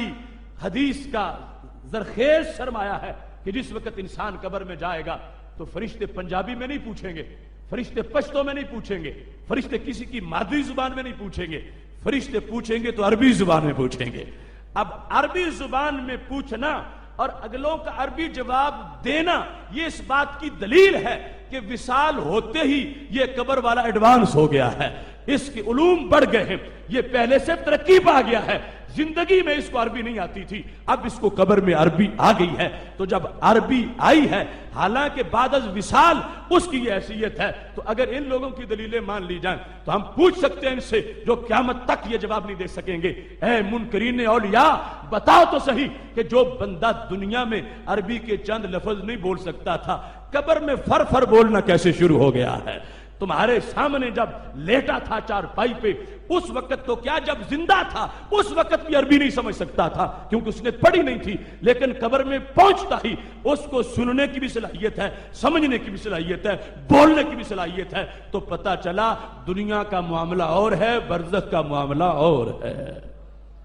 ان لوگوں نے دنیا پر قیاس کر کے اپنی تقریریں ساری چلا لی، جس کی کوئی ہوائی تقریریں ہیں، کوئی نیچے وجود نہیں ہے، کہ دنیا دنیا ہے، برزخ برزخ ہے۔ بات کرتے ہو برزخ والوں کی تو برزخ کی بات کرو، دنیا پر اس کو کیسے قیاس کر سکتے ہو؟ ورنہ تو چند احادیث کے مضمون کے لحاظ سے بھی آگے گزرنا مشکل ہو جائے گا، وہاں کے معاملات اور طرح کے ہیں۔ اب ہے حدیث شریف میں، جس وقت ایک انسان جو ہے وہ کامیاب ہو جاتا ہے تو اس کی قبر حد نظر تک فراخ ہو جاتی ہے۔ تو اب قبرستان دیکھو، قبر کے ساتھ جڑی ہوئی ہے، تو 4 نیک اگر اکٹھے ہیں تو ان کی قبر حد نظر تک فراخ ہوگی تو کیسے پھر ہوگی؟ ایک کی فراخ ہونی ہے یہاں سے لے کر حد نظر تک جہاں تک نظر آتا ہے، دوسرے کی بھی ہونی ہے اور جگہ ایک ہی ہے، تو پھر کیسے ہوگی؟ ایسے ہی دفن کیا زمین میں، اور حدیث نے کہا جب پاس ہو گیا تو اللہ نے جنت کا دروازہ کھول دیا ہے۔ جنت آسمانوں پر ہے، قبر زمین پر ہے، تو بیچ میں یہ گیپ کتنا ہے؟ 7 آسمانوں کے درمیان کا گیپ، زمین آسمان کے درمیان کا گیپ، تو یہ کیسے دروازہ کھل گیا؟ یہ تو کھلے گا ظاہری عقل کے مطابق تو زمین کے اوپر یہ فضا اس میں کھل جائے گا، آسمانوں کے بیچ سے گزرتا ہوا جنت میں کیسے دروازہ کھل جائے گا؟ تو شریعت کہے گی اپنی عقل کو لگام دو، یہ شریعت ہے، اس کا معاملہ شریعت کے تحت حل کرنا پڑے گا، اور یہ برزخ کا معاملہ ہے، اس کو دنیا پر قیاس نہیں کیا جا سکتا۔ لہذا جن لوگوں نے اپنا سارا زور اس دلیل پہ لگایا ہوا تھا، ہم نے اس دلیل کے پرخچے اڑا دیے ہیں۔ قیامت تک اس کا کوئی جواب انشاءاللہ نہیں دے سکے گا کہ وہ ساری تقریریں جو تم کرتے ہو کہ ولی لیٹا ہوا ہے، جان نکل گئی ہے، خود غسل نہیں کر سکا، قبر میں نہیں اتر سکا، تو تمہیں کیا دے سکے گا؟ میں نے کہا یہ سارے امور جو تم بتا رہے ہو یہ دنیا کی باتیں ہیں، ولی برزخ میں پہنچ چکا ہے اور ہم اس کی برزخی حیات کو ماننے والے ہیں، اور برزخ میں اس کی پاور ہے، اتنی پاور دنیا میں نہیں تھی جتنی پاور اللہ نے برزخ میں عطا کر دی ہے۔ اس کی ساری جہتوں کو سمجھنا دور کا معاملہ ہے، صرف زبان دانی کے لحاظ سے دیکھ لو، علم کے لحاظ سے دیکھ لو، دنیا میں اس کی وہ حیثیت نہیں تھی، جب روح بدن میں موجود تھی ظاہری طور پر اس وقت بھی نہیں تھی، اور جب فوت ہو چکا ہے اچانک اتنا عروج مل گیا ہے، اچانک اتنے حواس تیز ہو گئے ہیں، اس کو پردے سے باہر نظر آنا شروع ہو گیا ہے، اس کو باہر کی آواز اندر سنائی دیتی ہے، اور اس کو طاقت اللہ نے یہ دے دی ہے کہ اس کی علوم میں اضافہ ہو گیا ہے، جس کی بنیاد پر اس کو رب ذوالجلال نے برزخ کے اندر یہ فضائل اور کمالات عطا فرما دیے ہیں۔ یہاں بطور خاص جو قبر اور بت کے معاملہ میں بحث ہے، مدد کے لحاظ اس کی بھی تھوڑی سی وضاحت کرنا چاہتا ہوں، اور یہ جتنی احادیث میں نے آپ کے سامنے بیان کی ان کا خلاصہ آپ نے سمجھ لیا، اور تطبیق کے لحاظ سے آج کا وہ ماحول، آج کے ماحول کے وہ قبریں اکھاڑنے والے بجو جو ہیں، اور آج کے ماحول کی وہ مخلوق کہ جن کو ساری دشمنی قبروں کے ساتھ ہے، اور جن کو شریعت کے نفاذ کا شوق بھی قبروں پر ہے، ان کو اپنے 40 منزلہ محلات خلاف شرع نظر نہیں آتے، مگر قبروں کے اوپر تھوڑی سی بنا بھی ان کو خلاف شرع نظر آتی ہے، اور اس کو مٹانا لازم سمجھتے ہیں۔ ان کا انداز بالکل شریعت کے متضاد، قبریں مٹائی تھیں، شناخت بھی مٹائی۔ اگر جنت البقیع میں کسی سے پوچھ لو جو وہاں پر وہ کھڑے ہیں متوع سادو کہ یہ کس کی قبر ہے، تو وہ کہیں گے یہ جاننا ضروری نہیں، بس مطلقاً تم فاتحہ پڑھ دو، یہ نہ جانو، یہ نہیں جاننا چاہیے کہ یہ کس کی قبر ہے۔ ہر نشان مٹایا، جبکہ میرے نبی علیہ الصلوۃ والسلام کا فرمان تو واضح طور پر موجود ہے۔ سید عالم نور مجسم شفیع معظم صلی اللہ علیہ وسلم کا یہ فرمان ابو داؤد شریف میں موجود ہے۔ حضرت مطلب بن ابی وداع کہتے ہیں جب حضرت عثمان بن مظعون رضی اللہ تعالی عنہ فوت ہوئے، جو پہلے مہاجر تھے جن کا مدینہ شریف میں وصال ہوا، جب ان کا وصال ہو گیا تو نبی علیہ الصلوۃ والسلام نے جب دفن کرنے کا حکم دیا تو پاک محبوب علیہ السلام نے ایک شخص کو کہا جاؤ وہ فلاں پتھر اٹھا کے لے آؤ. تو وہ جانے والا گیا مگر پتھر اٹھا نہیں سکا، پتھر بہت بھاری تھا. تو رسول اللہ صلی اللہ علیہ وسلم خود تشریف لے گئے. ہاں سارا ان ذراعی ہے، اپنی کوہنیوں سے کلائیوں سے کپڑا پیچھے ہٹایا. یعنی یہ جو آج ہم اٹھاتے ہیں اس وقت کا، یعنی نبی علیہ الصلوۃ والسلام کی عادت مبارک بھی کہ وزنی پتھر اٹھانے لگے ہیں، کام کرنے لگے ہیں تو دونوں کلائیوں سے کپڑا پیچھے ہٹایا. اور کپڑا ہٹانے کے بعد میرے محبوب علیہ الصلوۃ والسلام نے وہ پتھر اٹھا لیا اور پتھر اٹھایا ہے. تو راوی کہتے ہیں کہ انی انظر الی بیاض ذراع رسول اللہ صلی اللہ علیہ وسلم، مجھے آج بھی وہ گوری گوری کلائیاں نظر آ رہی ہیں کہ جب سرکار نے وہ پتھر اٹھایا ہوا تھا اور پتھر اٹھا کے اپنے صحابی کی قبر کے سرہانے اس کو گاڑنا چاہتے ہیں. اب جس وقت پتھر لے آئے تو پھر وضع عند رأسہ، اس قبر کے سرہانے وہ پتھر رکھا اور ساتھ ارشاد بھی فرمایا اعلموا بہا قبر اخی، میں نے اس پتھر سے اپنے صحابی کی قبر پر نشانی لگا دی ہے. اعلموا بہا قبر اخی، نشانی میں نے لگائی ہے کہ یہ شناخت رہے لوگوں کو حضرت عثمان بن مظعون کی قبر ہے، میں نے نشانی لگائی ہے. اور ساتھ کا ادفن الیہ من مات من اہلی، جو میرے اہل سے فوت ہوگا میں ان کے قریب ان کی قبر بناؤں گا. میں نے یہاں پر نشانی لگا دی ہے. اور یہاں پر سید عالم نور مجسم شفیع معظم صلی اللہ علیہ وسلم کی شریعت نے یہ واضح کیا کہ پتہ ہونا چاہیے کہ یہاں کون دفن ہے. پتھر کا رکھنا سارے محدثین نے لکھا کہ اس میں فلسفہ یہ تھا کہ یہ قبر پہچانی جائے کہ قبر کس کی ہے. قبر کو ممتاز کرنا، قبر والے سے واقف ہونا کہ یہ فلاں کی قبر ہے، یہ شریعت کا مزاج ہے کہ پتہ ہونا چاہیے کہ قبر میں کون دفن ہے.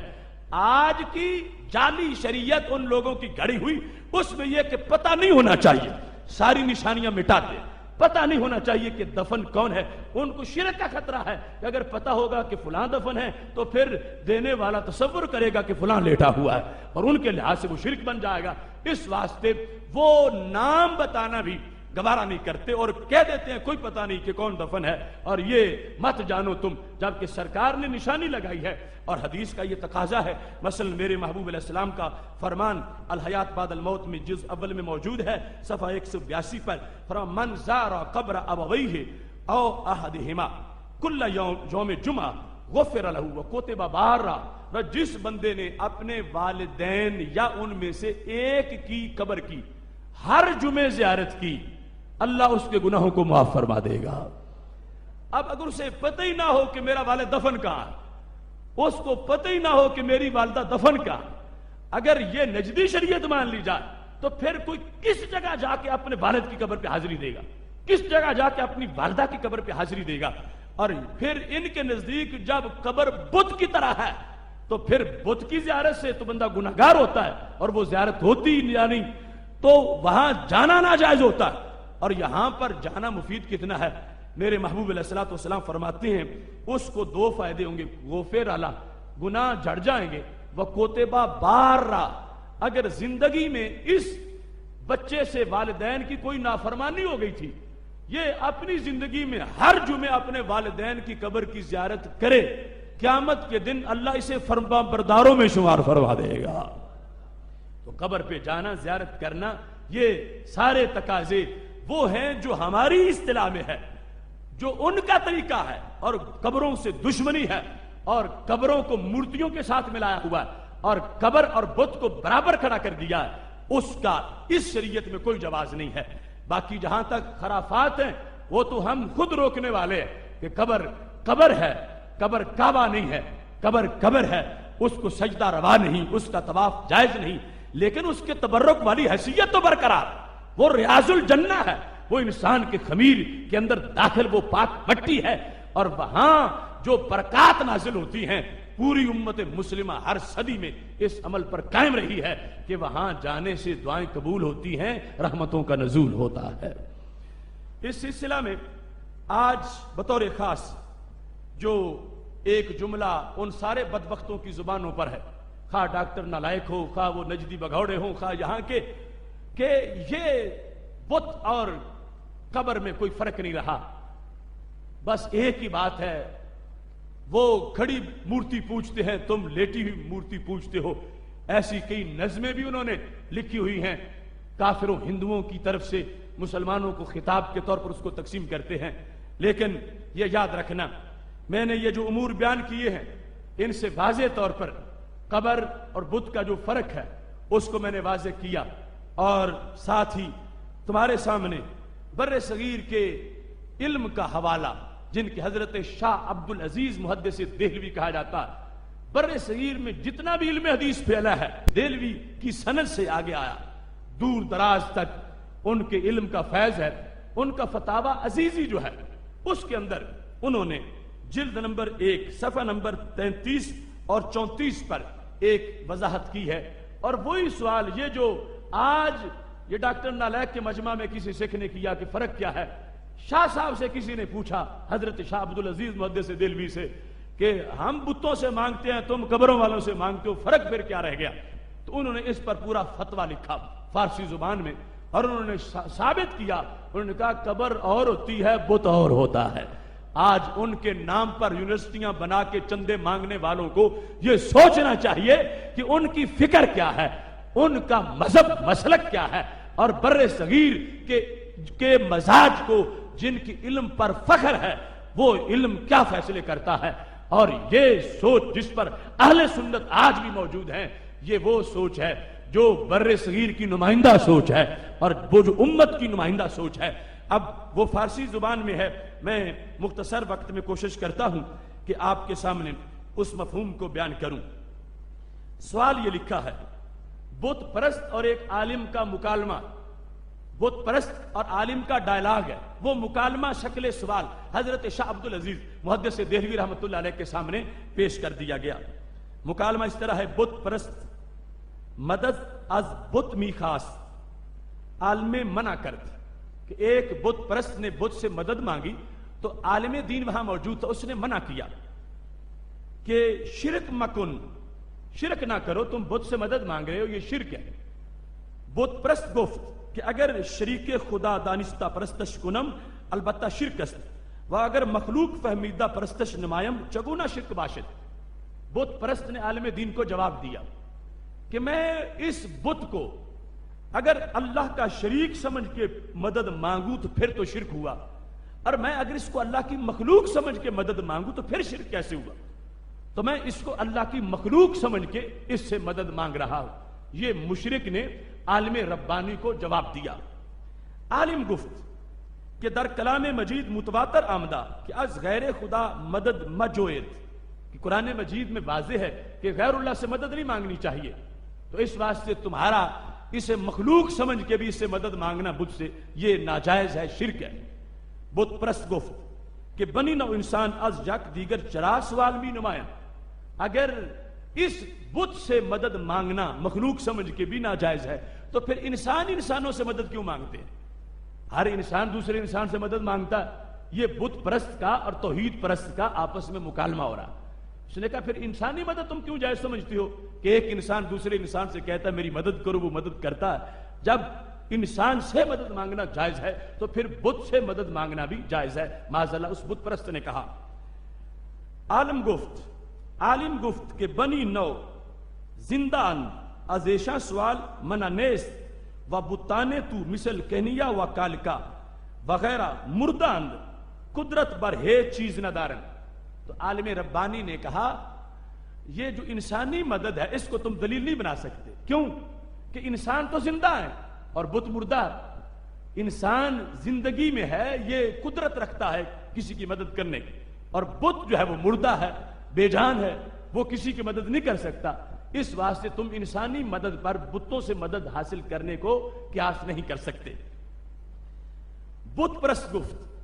اب پھر باری آئی بت پرست کی، تو اس نے کیا کہا؟ یہ جو آج ڈاکٹر نالائق کی زبان پر ہے۔ بت پرست گفت کہ شما از اہل قبور مدد و شفاعت میت البید، کہ تم مسلمانوں قبروں والوں سے مدد مانگتے ہو، اور ان کی شفاعت مانگتے ہو، ان کی سفارش قبر والوں سے مانگتے ہو، تو کہنے لگا کہ شما از اہل قبور مدد و شفاعت می طلبید باید کہ بر شما ہم شرک عائد شود. کہنے لگا اگر ہم بت سے مانگ کے مشرک ہیں تو تم قبر والوں سے مانگ کے مشرک ہو، پھر تم پر بھی شرک کا فتویٰ ہونا چاہیے. قبر والوں سے مانگنا ان کی سفارش اور شفاعت یہ تمہارا طریقہ ہے، تو جب ہم پہ فتویٰ ہے تو پھر شرک کا فتویٰ تم پہ بھی ہونا چاہیے. یہ وہ پوری نظم ہے جو وہ کافر کی فریاد انہوں نے، ان کے حمایتیوں نے اپنی طرف سے شائع کی ہوئی ہے. اب جس وقت یہاں تک بات ہوئی، یہ فتاوی عزیزی حضرت شاہ عبد العزیز محدث دہلوی، وہ ڈائلاگ جو شکل سوال ان کو پیش کیا گیا، اس پر آگے پھر اس کا جواب دیں گے. جس وقت یہ بات سامنے آئی، القصہ ہرچے مقصد و مراد شما از اہل قبور است، ہما مقصود من ہم از صورت کنیا و کال کا است. بت پرست نے کہا جو تمہارا قبروں سے مقصود ہوتا ہے وہی ہمارا بتوں سے مقصود ہے، اس میں تو کوئی فرق نہیں. تم بھی مرادیں چاہتے ہو، ہم بھی مرادیں چاہتے ہیں. ہم پہ شرک کا فتویٰ ہے، تم پہ شرک کا فتویٰ نہیں. اس کا سبب کیا ہے؟ یہاں تک اس نے کہا بحسب ظاہر نہ قوت اہل قبور دارند نہ بت. ظاہری طور پر نہ قبر مدد کرتی نظر آتی ہے اہل قبور اور نہ ہی بت، اور باطنی طور پر کرتے ہیں تو باطنی طور پر جیسے تمہارے ولی کر لیتے ہیں ایسے ہمارے بت بھی کر لیتے ہیں. یہ اس کی پوری گفتگو ہے ایک عالم ربانی کے ساتھ. اب اس نے مزید کہا کہ اگر یہ صورتحال جائز سمجھی جائے تمہارے نزدیک تو ضعیف الاعتقاد مسلمان جو ہیں وہ ولی اور بت میں فرق پھر کیسے کریں گے؟ ضعیف الاعتقاد مسلمان کہیں گے جیسے قبر والے سے مدد مانگنا جائز ہے روحانی طور پر، ایسے بت جو کچھ روحیں کچھ چیزوں میں ہیں ان کفار کے عقیدے کے مطابق، جس طرح کے ان کے نام انہوں نے سیتلا اور مسانی رکھے ہوئے ہیں کہ ایسی کائنات کی کچھ مخلوقوں کی روحیں فلاں پتھر میں آ گئی ہیں، اس بنیاد پر وہ ان کا تصور کرتے ہیں، تم قبروں کا تصور کر لیتے ہو. یہ سارا سوال تھا جس میں سائل کا مقصد ڈائلاگ جو بت پرست کا تھا اس سے یہ ثابت کرنا تھا کہ بت میں اور قبر میں کوئی فرق نہیں، قبر اور بت کا معاملہ ایک ہے. اگر بت سے مانگنا شرک ہے تو پھر قبر والوں سے مانگنا بھی شرک ہے. اگر قبر والوں سے مانگنا اور ان کی سفارش چاہنا یہ شرک نہیں ہے، اسلام ہے، تو پھر بت پرستی پر بھی شرک کا فتویٰ نہیں ہونا چاہیے. یہ اس پورے سوال کا خلاصہ ہے. جواب در این سوال چند جا اشتباہ واقع شدہ آن چند جارا خبردار باید شد آنگا با فضل الہی جواب سوال بخوبی واضح خواہد شد. حضرت شاہ عبد العزیز محدث دہلوی کے سامنے جب یہ سوال پیش کیا گیا تو آپ نے فرمایا اس کی چند باتیں بڑی قابل غور ہیں. اس وضاحت کے بعد جواب بڑی آسانی سے سمجھ آ جائے گا کہ قبر اور ہے بت اور ہے. قبر والوں سے مدد مانگنا جائز ہے، بتوں سے مانگنا شرک ہے. یہ جواب کا خلاصہ ہے جو حضرت شاہ عبد العزیز محدث دہلوی نے فتاوی عزیزی جلد نمبر 1 صفحہ نمبر 33 اور 34 پہ جو جواب دیا. اور یہی آج ہمارے موضوع کا خلاصہ ہے کہ بت اور قبر میں فرق کیا ہے، کیونکہ پوری کمپنی جو آج شاہ عبد العزیز کا بھی نام لیتی ہے اور پھر ان کے مسلک کا بھی خون کرنا چاہتی ہے اور اسے صرف ہمارا معاذ اللہ گھڑا ہوا عقیدہ قرار دیتے ہیں، جبکہ یہ قرآن و سنت اور پوری امت کا پڑھا ہوا عقیدہ ہے. اب حضرت شاہ عبد العزیز محدث دہلوی نے چند باتیں جو نوٹ کی کہ کہاں سے گڑبڑ کی جا رہی ہے، ان میں سے انہوں نے کہا اول آنکھیں مدد خواستن چیزیں دیگر است و پرستش چیزیں دیگر است. انہوں نے کہا مدد اور ہے، عبادت اور ہے. ہم نے پیچھے کورس میں فرق بیان کیا تھا ایاک نعبد و ایاک نستعین، کہ لوگ کہتے ہیں جیسے غیر اللہ کی عبادت شرک ہے ایسے غیر اللہ سے مدد بھی شرک ہے، جبکہ قرآن کا فیصلہ ہے عبادت اور ہے مدد اور ہے. عبادت مجازن بھی کسی کی نہیں ہو سکتی، مدد مجازن مانگی جا سکتی ہے. اس واسطے حضرت شاہ عبد العزیز محدث دہلوی رحمۃ اللہ علیہ نے کہا کہ پہلے تو یہ فرق نوٹ کرنا چاہیے، تب پتا چلے گا کہ قبر والوں کا اور بتوں کا فرق کیا ہے. انہوں نے کہا کہ پرستش اور چیز ہے اور استعانت مدد چاہنا کسی سے اور چیز ہے. یہ دونوں جدا جدا چیزیں ہیں. اور یہاں پر انہوں نے اس کی وضاحت کرتے ہوئے یہ کہا کہ اگر کوئی کسی قبر کا طواف کرے، کسی قبر کو سجدہ کرے، اس کی شریعت اجازت نہیں دیتی، لیکن اگر قبر والوں سے مدد مانگے تو اس کی اجازت دیتی، اور وہ مدد مشروط طریقے سے جو مانگنے کا انداز۔ ساتھ انہوں نے یہ کہا دوم آنکھ مدد خاصتاً دو طورس، کہ مدد مانگنے کے دو طریقے ہیں، مدد کسی سے مانگنا اس کے دو طریقے ہیں۔ ایک طریقہ کیا ہے کہ تقرب در سازت یا ذبح جانور بنامے او کند یا خدرہ بندہ فلانی بگوید بہر کی از مسلمانان جاہل باہل قبور این چیز ہا عمل عارض فی الفور کافر می گردد، کہ جو کسی قبر کی عبادت کرتے ہوئے کسی قبر والے کو اللہ کے علاوہ مستقل سمجھ کر کہ رب کی مرضی کے بغیر یہ سب کچھ کر لیں گے، پھر ان کی عبادت کا تصور کر کے ایسا کرتا ہے، یہ مدد مانگنا کسی قبر والے سے یہ ناجائز، وہ ایسا مانگنے والا اس کا ایمان درست نہیں رہے گا، وہ کافر ہو جائے گا۔ اور ساتھ انہوں نے کہا دوم آنکھیں بالاستقلال چیز خصوصیت بجناب الہی دارت، کہ بندے کا یقین ہے کہ رب کے حکم کے بغیر کوئی پتہ نہیں ہلا سکتا، مستقل بذات صرف اللہ ہے، اللہ کے بندے رب کے اذن کے بغیر کچھ بھی نہیں کر سکتے۔ اور ساتھ یہ ہے کہ وہ کیسے کام ہے، ایک تو یہ ہے کہ کام وہ ہو جو اللہ کی ذات کے ساتھ خاص ہے، دوسرا یہ کہ عقیدہ یہ ہو کہ یہ اللہ کے بغیر بھی ولی کر لے گا، تو پھر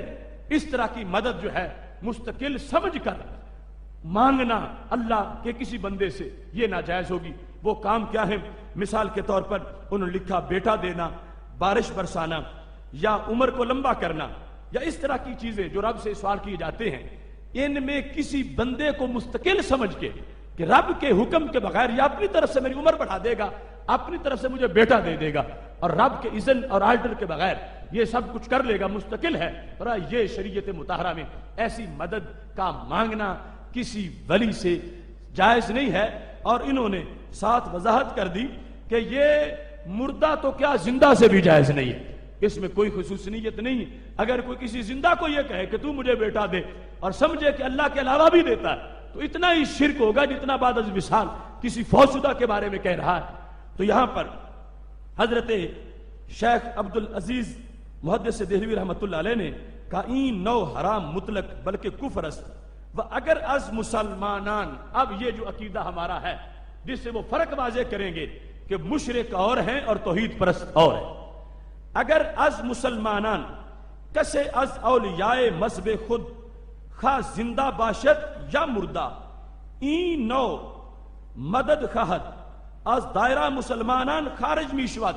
وہ پہلی طرح کی مدد انہیں مستقل سمجھ کے مانگے گا اور رب کے اذن کے بغیر، تو پھر وہ خاص چیزیں جو رب ہی کے ساتھ جن کا سوال کیا جا سکتا ہے، پھر انسان دائرہ اسلام سے خارج ہو جائے گا۔ باخلاف بت پرستاں کہ ہمیں نو مدد از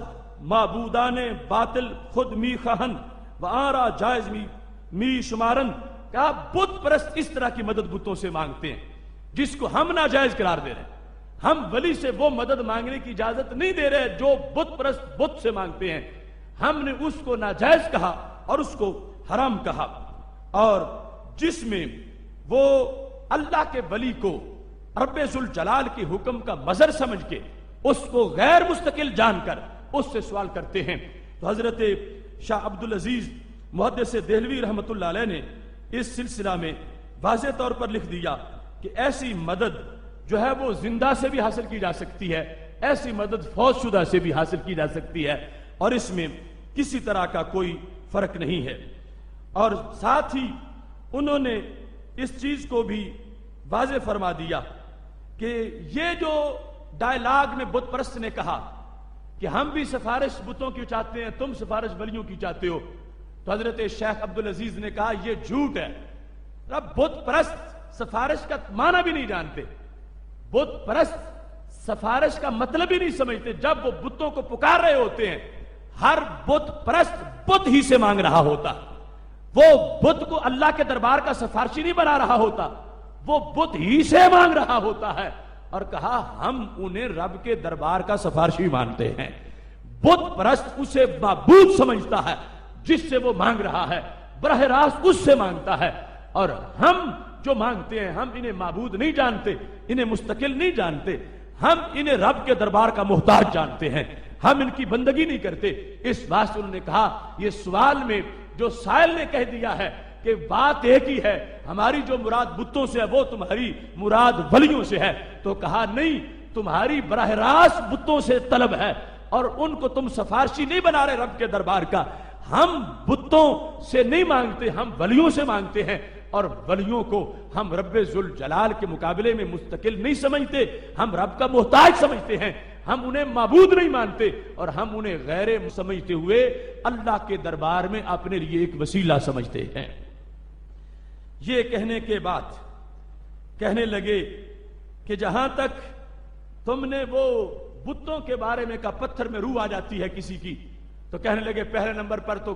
یہ فرق ہونا چاہیے کہ قبر میں جو ولی کا وجود ہے اور پتھر جو کنہیا تم نے مانا ہوا ہے. فرمانے لگے جو قبر میں ولی کا وجود ہے اس میں روح مانی جائے گی, کیونکہ روح کئی سال وہاں رہشی رہی ہے اور پھر نکلی ہے, اور پھر شریعت نے تعلق بیان کیا کہ بعد از وصال بھی روح کا اس بدن سے تعلق ہے, مگر پتھر کی مورتی سے کبھی روح کا تعلق نہیں ہوا, نہ پہلے تھا نہ اب ہے. اس واسطے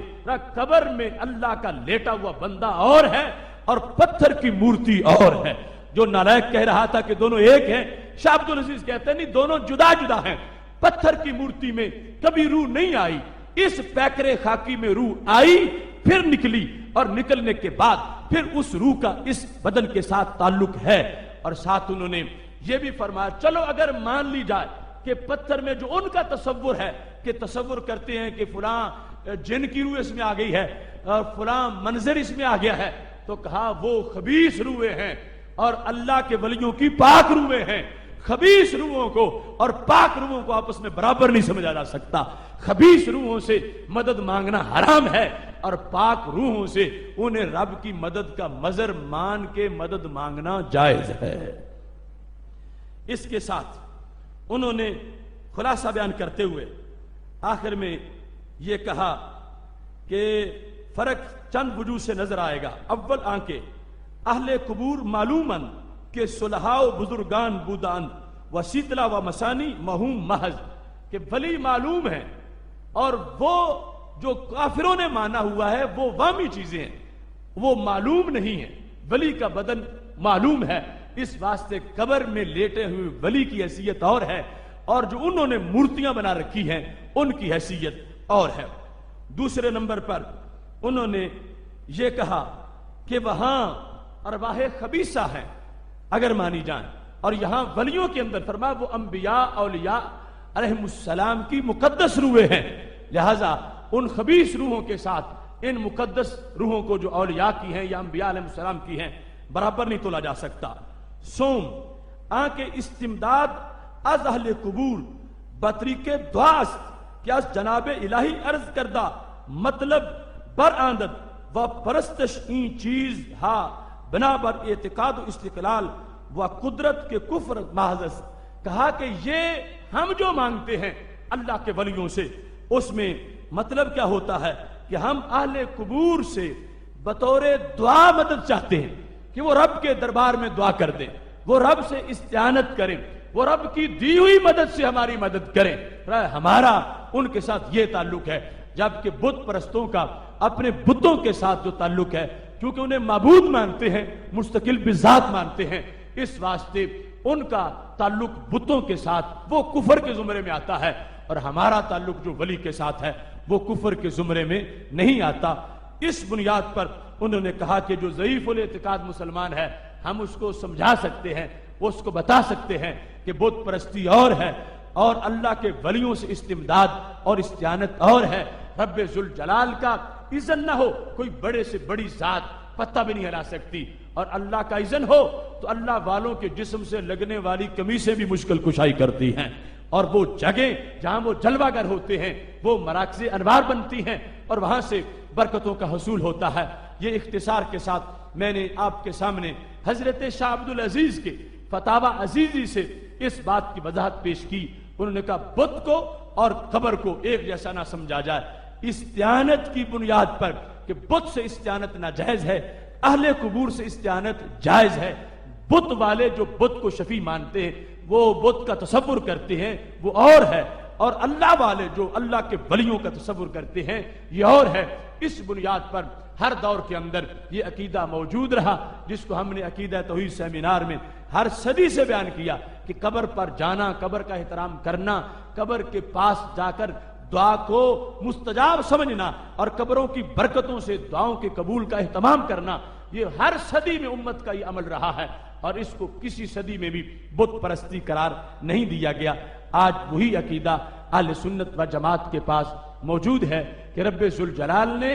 اہل قبور کو جو اولیاء کرام ہیں ان کو اپنی مدد کا مظہر بنایا ہے، اور مشروط طریقے سے کہ انہیں غیر مستقل جانتے ہوئے کہ رب کے سامنے ان کی کوئی پاور نہیں ہے، اصل آرڈر اللہ کا ہے اور یہ اللہ کے حکم کے تابع ہیں، اس بنیاد پر کہ ان کا اللہ کے دربار میں مرتبہ و مقام بڑا ہے۔ وہ اس وقت بھی تھا جب زندہ تھے، اور جب روح نکل گئی ہے اب بھی ویلیو وہی ان کی برقرار اللہ کے دربار میں۔ اس بنیاد پر ان سے استعانت، استمداد کو شریعت مطہرہ کا حصہ قرار دیا گیا ہے۔ میری دعا ہے رب ذوالجلال ہمیں یہ فرق ہر طرف پھیلانے کی توفیق عطا فرمائے۔ یاد رکھنا کل کا موضوع بالخصوص خواتین کے لحاظ سے ہے، خاتون اسلامی کی عظمت کا راز، وہ اہم موضوع ہے، اس کے لیے بھی بر وقت اہتمام کرنا۔ اللہ سب کو اجر و ثواب اور اپنی طرف سے سعادت عطا فرمائے۔ الحمدللہ رب العالمین والعاقبۃ للمتقین والصلاۃ والسلام علی رسولہ الکریم۔ یا الہ العالمین رسول اللہ صلی اللہ علیہ وسلم کے عظیم مرتبہ کے طفیل، ہمارا یہ آج کا درس اپنے دربار میں قبول فرما، حاضرین کی دلی نیک تمنائیں پوری فرما، بیماروں کو شفا کاملہ عاجلہ عطا فرما، مقروضوں کو قرض سے نجات عطا فرما، پریشان حال لوگوں کی پریشانیوں کو دور فرما، سب کی دینی دنیاوی مشکلات کو حل فرما۔ یا الہ العالمین ہمارے آج کے میزبان طاہر محمود صاحب، خالد میٹل والے، صدیق کالونی والے اور شہزاد سینٹری صدیق کالونی والے، ان نے یہ پروگرام کروایا ہے، اللہ ان کو اس کا اجر عظیم عطا فرما، ان کے کاروبار میں برکتیں عطا فرما، اور اس کا ثواب تمام امت محمدیہ مرحومہ کی ارواح کے لیے پیش کرتے ہیں، قبول فرما۔ یا اللہ سب کی دلی نیک تمنائیں پوری فرما، بیماروں کو شفا کاملہ عاجلہ عطا فرما، مقروضوں کو قرض سے نجات عطا فرما، پریشان حال لوگوں کی پریشانیوں کو دور فرما، سب کی دینی دنیاوی مشکلات کو حل فرما۔ یا الہ العالمین موسم میں تبدیلی کے باوجود، اتنی شدید بارش کے باوجود جتنے حضرات نے، خواتین نے شرکت کی ہے، انہیں اپنی رحمت کا خصوصی کوٹہ عطا فرما اور ان کی دلی نیک تمنائیں پوری فرما۔ یا الہ العالمین رسول اللہ صلی اللہ علیہ وسلم کی عظیم مرتبہ کے طفیل، اس عشرہ مغفرت میں ہم سب کے گناہوں کو معاف فرما۔ یا اللہ پاکستان کو استحکام عطا فرما، عالم اسلام کو اتحاد و اتفاق عطا فرما، مسلمان دنیا میں جہاں کے مجبور و مظلوم ہیں ان کو جبر و ظلم سے نجات عطا فرما۔ وصلی اللہ تعالی علی حبیبہ خیر خلقہ سیدنا و مولانا محمد و آلہ و صحابہ اجمعین۔ مصطفیٰ جان رحمت پہ لاکھوں سلام، شمع بز میں ہدایت پہ لاکھوں سلام، شمع بز میں ہدایت پہ لاکھوں سلام۔ پتلی پتلی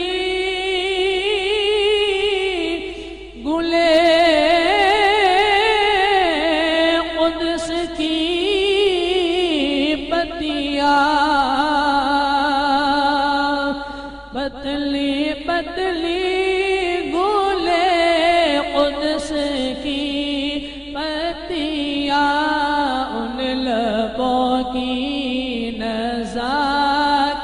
پہ لاکھوں سلام۔ مصطفیٰ جان رحمت پہ لاکھوں سلام، شمع بز میں ہدایت پہ لاکھوں سلام۔ ہم یہاں سے پڑھے آقا مدینے سنے، ہم یہاں سے پڑھے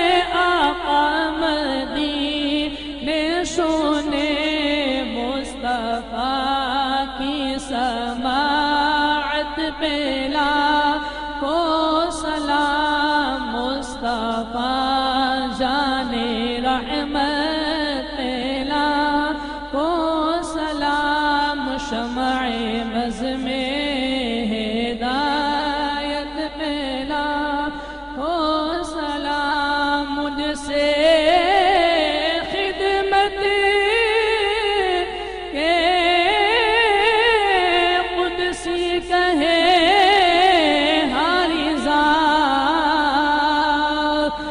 مجھ سے خدمت کے قدسی کہے حریضہ مصطفیٰ جان رحمت پہلا کو سلام شمع بز میں ہدایت پہلا کو سلام شمع بز میں